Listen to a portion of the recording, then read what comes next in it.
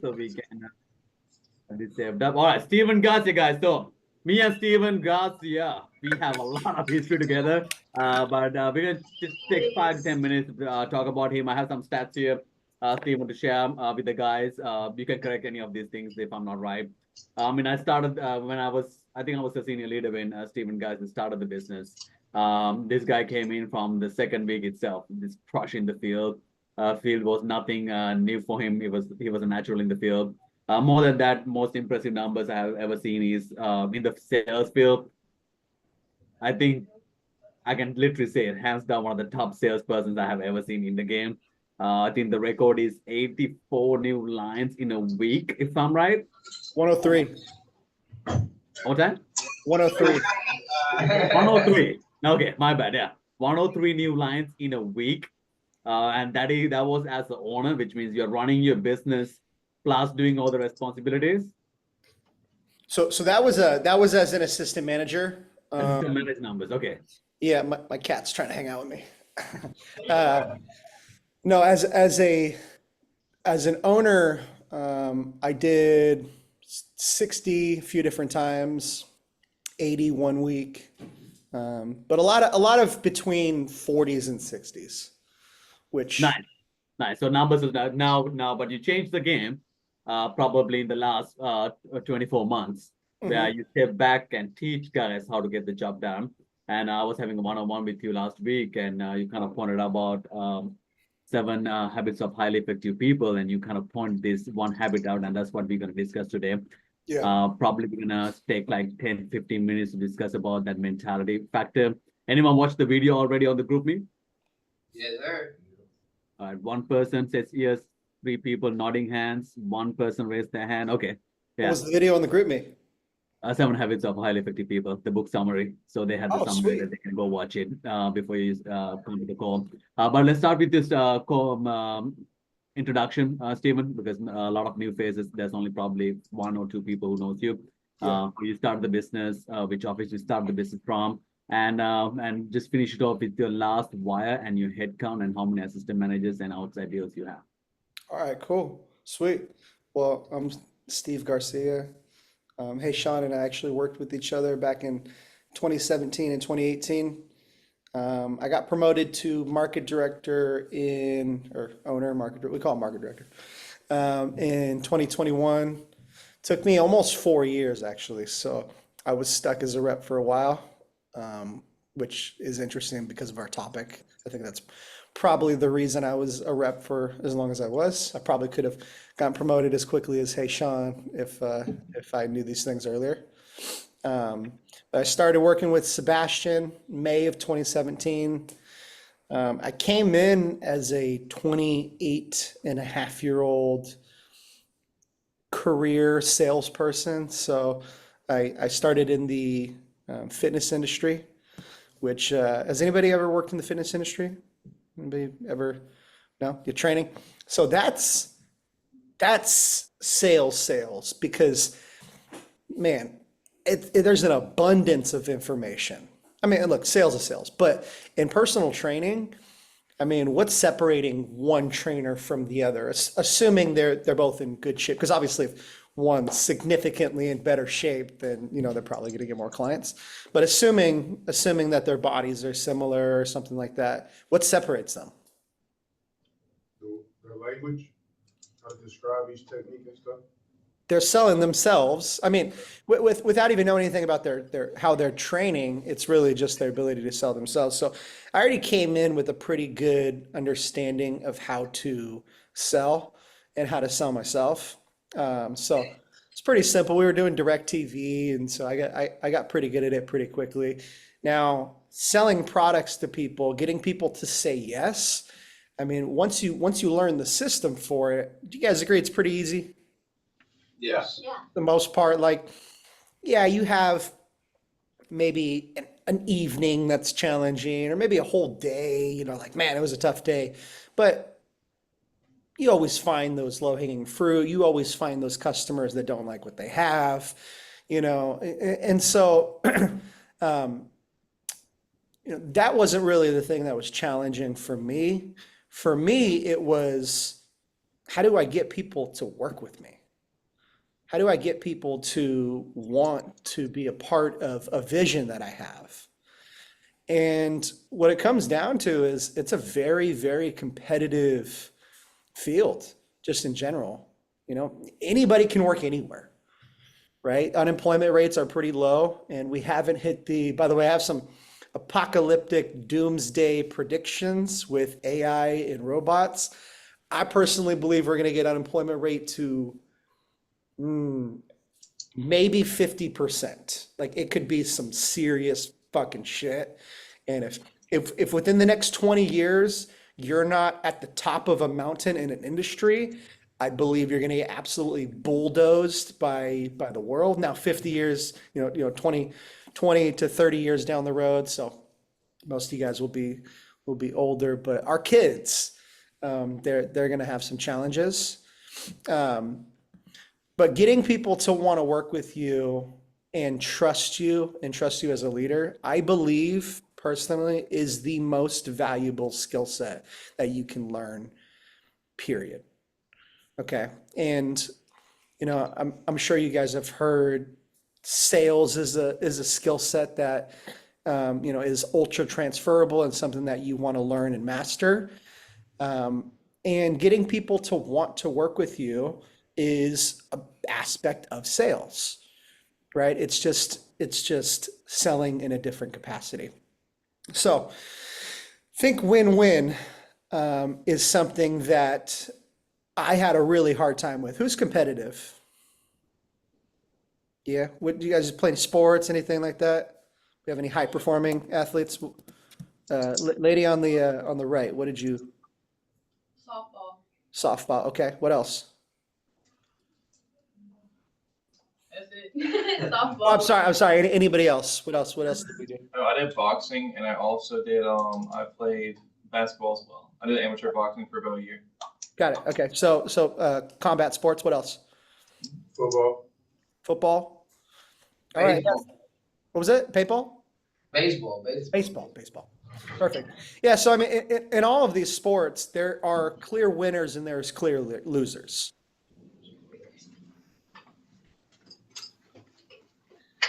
Good morning, ladies. Steve, you got an excuse for these ladies. The entry levels, we let them walk in early today just to listen to you. Awesome. So in sports, there are clear winners and there are clear losers. Now, this is a mechanism that we learn early on in life that propels us through our adult life. There are winners and there are losers. And, I think, a PE teacher might come in and say, well, yeah, but, as long as we're having fun, everything's okay. As long as you're giving your best, participation trophies, that whole thing. But what the way that we learn winning and losing doesn't serve us in other parts of our lives. Is there a winner and a loser in relationships? Is there a winner and loser in business? Yes. So this is where it gets tricky, because I used to think yes as well. And I like to explain what I mean by this. In what time periods and based on what criteria is there a winner and a loser? In business and in life, it's more about outlasting and it's more about sustainability than it is about a finite winning and losing. Okay, so I know you wanted me to talk about win-win. I think I can tie it all together, but Yeah, go ahead. Yeah. Simon, has anybody heard of game theory? Game theory? Hydrogen water, I highly recommend hydrogen water, just so you guys know. Okay, so game theory is there are two different types of games. You have finite games and infinite games. Finite games, there are known players, established rules, and there is a winner and a loser. All right, so think all the games you guys were saying, softball, baseball, boxing. Boxing got 3 rounds, a little bit of subjectivity in there, but there are clear criteria. There's clear winners and losers. Now, in business, there can be finite games within the infinite game, but business is an infinite game. An infinite game, there are no clear established timelines and rules and criterias. There is no clear winner. Okay. They don't, like I think industries will have embedded competition within the industry to highlight certain accomplishments, but the next day starts again and the next challenge begins. So overly focusing on I have to win, I have to win, I have to win will typically be at a cost. And that's what I personally learned most was I was so focused on winning that I wasn't helping my team. Right? And the information that I would give, I was not as open about information because I thought, well, if I tell people everything that I know, well, we need me. And so the shift Can I was, stop you for a second, Stephen? Yeah. I'm gonna kind of walk back it like this. You're talking about the owner's version. I kind of want to go to the web version because I Okay. remember I was watching you doing it. How many people you probably should have changed if I knew you the information? Like, let's go backtrack. Like, at least you lost like 10, 15 people in your team. probably more. Probably more than that. Mhm. If you were focusing on this area. Well, I just cared about my goals. And they were a part of my journey. Mm. And I would even tell people, hey, you need to hurry up and get promoted so I can get to senior leader. Figure it out. Let's go. And the problem with that is people don't want to be a part of somebody else. They don't want to be an extra in somebody else's movie. They don't want to be the background character for a star, the star role in somebody else's movie, right? People are, unique in their own minds, and they have, and they want to be the special one. They want to be the center of attention, or they want to be highlighted. And when somebody comes along that just wants to take all of the spotlight constantly, nobody wants to work with that person. And so I would argue the more competitive you are openly and directly, the more you push people away. And so the biggest shift, and guys, I'm not saying don't be about your goals. That is not what I'm saying. What I'm saying is learn how to harness that energy differently. And so for me, the biggest shift was language. Okay, instead of saying my goals, I just started saying our goals. I just started casting bigger goals that included other people. I just started talking about things that would always include other people on my team. And all of a sudden, they started adopting those same goals as their own. And instead of there being like a resistance to what I was trying to accomplish, there was support and there was cooperation. But think win-win is the mindset of there does not have to be a loser in the exchange. And there's a couple of variations of this. The common one that I see is the selfless leader that will take the L so that their new person can get a win, right? You go out to the field with their new person and you don't close, but they close. And you can be like, hey, I was focusing on training today and, my new person got a win. I'm really excited for them. It's not what we want. And then there's the opposite, which is I win, they lose. Okay. And the justification for this is, hey, I'm showing them what to do. This was me. I'm going to show them. If they pick it up, okay. If not, whatever. Now, neither of these are sustainable. Okay, the one that we want to go for is always think win-win. In every single exchange, there can be both parties that get what they want if there is the constant search for what that looks like. So for me, I mean, I made sure to tell once I got this down, every single time going in the field, it's, hey, we don't leave without getting 100% Eddie. I never even said that early on. It wasn't even something that came into my mind. But what happens is when you start, what you talk about, you bring about. So the more I started to talk about it, the more energy they had towards making sure they would close, and the more energy I had towards making sure that there was an environment that it could happen. Right? But it doesn't, it starts by changing our language. And also changing our mindset, because there's a lot of us that, we want that 100% dedication, but if we close and our person on their first day doesn't, we're not too mad. It's whatever. It's okay. We still made 500. We're still on the board. Yeah, they're kind of whatever anyways. Why did Sean even hire this person? Right? Okay. I mean, hey, look, I've been there before. So what are we thinking, guys? I know this is more guided topic, but what are you guys working on? Yeah, I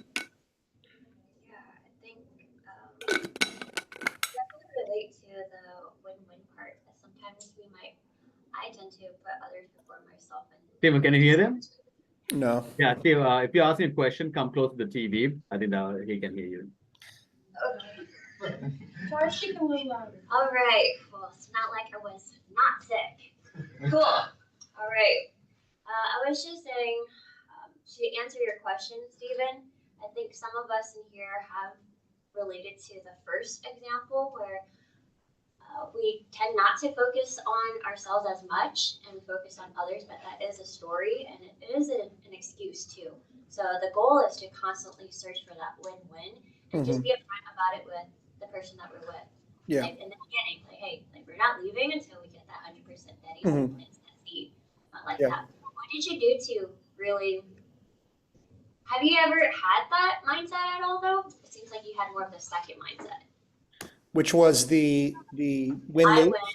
Yeah. Yeah. I win and lose. So I never had the lose win. I was too competitive. There was no way I was going in the next day without at least being on the board.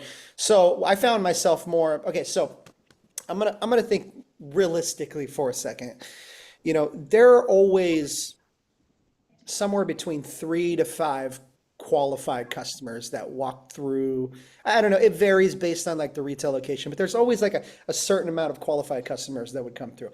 I would find myself winning 2-3 times and then still not even winning once. That I was more along those lines, because Sabs told me something when I first started that really stuck with me with training. He said the best way to train people is to just show them how to close. So I said, all right, well, I'm going to show them how to close 1, 2, 3, 4, 5, and they're still at 0. That didn't really work either, because people need a little bit more guidance. They need a little bit more of their hand being held. So what I switched to was opposite oxygen mask. And this, hey, Sean might not agree with this. I don't, maybe this might be opposite of what you guys have been told, but I would make sure they closed first. Early on in the day, I wanted them to find their customer, because I knew I'm going to find my customers. 100% I'm going to find mine. So I just wanted to get them that win early on, so that it can be, the pressure would be on me. I'm fine with the pressure being on myself.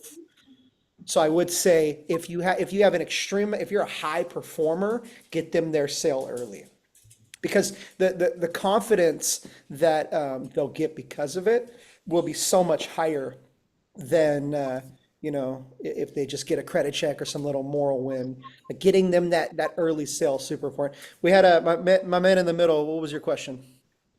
Oh yeah, I was going to say, do you think of course it probably varies per like entry level, right? But do you think that'll affect the leader? So like the dude I'm training now, like he got a very hungry spirit. Do I realize it helps him more? I mean, he kind of like does it himself, but like to get the people to the iPad, he'd go through it himself instead of me trying to coach him through all of that. Do you think it just varies between your entries? You realize that up front. So like the first 3 days is very critical, right? Like you want to get them to close in the first 3 days because you want them to stick. But one entry level might be very like student mentality, needs to see you do it, like you said, like watch you close, and the other one might be like if more hands on, like, okay, I'm over here pitching somebody, he gonna pitch somebody and try to do it himself, which helped him out more in the long run than I realized myself. So are you asking, are you asking if we should let people, if we should have people do it a certain way regardless of how, what their personality is like? Is that what you're saying? Yeah, basically, like, is it like a system where you have to do it this way, or is it like, okay, this entry level is more hands on that he can do stuff himself, So you or guys know Vanessa Hernandez? Yes. Okay, so she's one of the top reps. She's been one of the top reps for a few years now. I actually trained her, and she was super quiet, and she wouldn't talk to anybody. She was like super shy, and she just kind of watched for like 2, 3 days. And then on day 4, she just started pitching everybody and started going crazy. And she would just ask a bunch of questions. And the worst thing we can do as leaders is ignore somebody's active approach to teaching us how they learn. If somebody is craving knowledge a certain way, the worst thing we can do as a leader is be like, yeah, I know you think you know what you're talking about, but we do it this way. Okay? No, you have to do it like this. Now, if they're just way off the beaten path, then we probably want to, bring them a little bit in.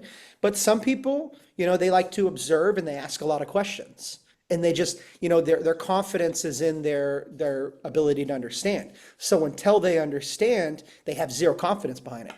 I just started talking to customers. I was like, yeah, I'll figure it the fuck out as I go. Okay, some people are more like that. Some people, they need somebody to actively explain things to them as it's happening. Your job as a leader and as a trainer is to understand how different people learn. Now, at the end of the day, if somebody is watching something effective work and it's very systemized and consistent, they're going to learn it. Okay, so one of the biggest things that I shifted to get people to learn quicker was every pitch started sounding exactly the same. I didn't use any talent, no talent at all. It was the exact same thing. And so much so, had it on a piece of paper, right? Pitch, here's the exact thing. Every single short story sounded like this. This question sounded like this. This question sounded like this. Once I'm showing them a price, I say this, this, and this. And that way they can never look at me and say, you're just really good at this. And if your goal is to be good at sales, then forget what I'm saying. If your goal is to build a small team of really good sales reps, then ignore what I'm saying. But if you want to get to a point where you can build a team of 15, 20, 25, 30, 50, 100, okay, you have to get to the point where everything is boiled down to its simplest form. And that, I mean, in training specifically, not just the ideas of leadership, in training specifically, that is going to be the most important thing. Things have to be simplified. So I have a little diagram when I'm talking to my team about training, and it's I do, you watch, and then we explain afterwards. Okay, so what this looks like is day 1. Okay, so I'm going to start pitching customers. I'm going to talk to them. What you're going to see is every customer I talk to, I say the exact same things. Okay, so it's no magic pill. There's no secret formula. It's very, very simple. Okay, you're gonna, if you're looking at the piece of paper, you're gonna see me saying exactly what's on the piece of paper. You could probably like mumble it with your lips immediately behind me. Okay, now after every interaction we have with a new person, what's going to happen is we're going to sit and talk about what happened with the customer, what systems were used, what the customer's hot buttons were, what their objections were, and we're going to sit and just unpack exactly what had happened. Okay, so that's the first step. I do, you watch. Second one is we do together. Okay, now this is where it's a little more collaborative. This is where you can start having them go on the iPad. This is where, hey, if they even feel confident with, overcoming one of the objections, you could even kind of tag them in and they can overcome the objection or something like that. Okay. Now, every step always has the last part, which is we unpack together. We talk about what worked, why it worked, how it worked, so that the systems are being more ingrained immediately. I'll give you an example. In school, you know how you read the chapter, and then at the end of the chapter, what do they have? Summary. They questions or some type of breakdown, right? That's the exact same thing. So just learned information, just watch a demonstration. Now we want to crystallize that information by unpacking it and always tying it back to a system, not something they can't control. Can you control talent? What even is that? You know, I don't even know. Is that like some genetic thing? I don't know.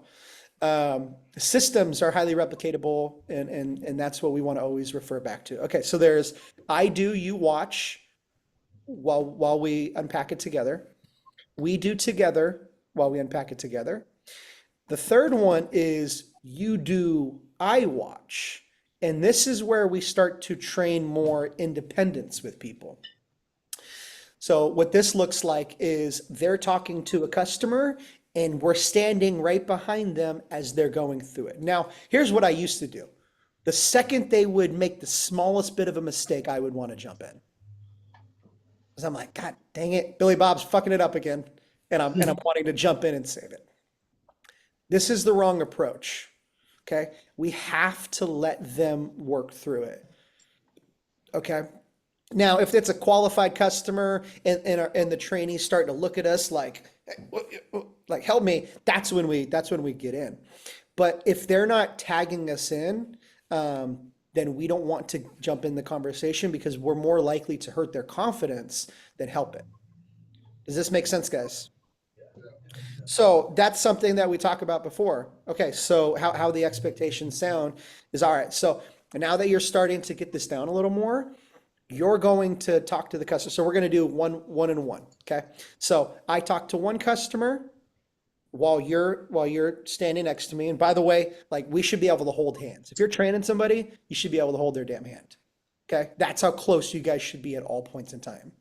Okay. Because if they're way over on the other aisle talking to customers, you're not training them. You don't even know what they're saying. You couldn't listen to how they're saying, how they're overcoming the objections, or if they're even completely off the system. You're not close enough to hear at that point. So they should be within. You should be able to hold their hand.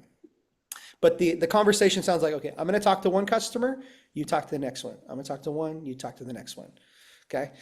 And when they're talking, you are listening to absolutely everything that they're saying. Absolutely everything. And this is where you have to train your memory to listen to everything, because at the end of the conversation, you have to be able to go back through and recount everything that was said.